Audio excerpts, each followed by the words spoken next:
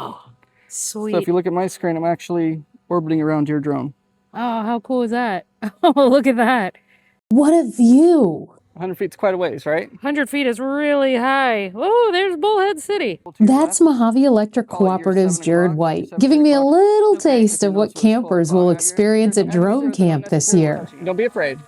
I'm a little afraid. Don't be afraid. Us campers aren't afraid. In fact, they can't wait to take off. Their eyes light up when they see the aircraft take flight. It fills up fast, and they pick it up a little quicker than I do. Controller is it's just like an Xbox and PlayStation controller. You got a couple of thumbsticks, some trigger buttons. It's got most of the characteristics that you would find in a video game system. So do you notice that kids who play video games really seem to get into this? Yes, they somehow have some natural ability to figure out how the drone operates using the control sticks on the controller. Oh, that explains it. Pitch backwards. This is a little more advanced than the Atari joystick I grew up with. Roll left. Roll right. His eye in the sky helps keep the lights on in our community, spotting issues before we ever notice them. Using the drones for this purpose is all about preventative maintenance.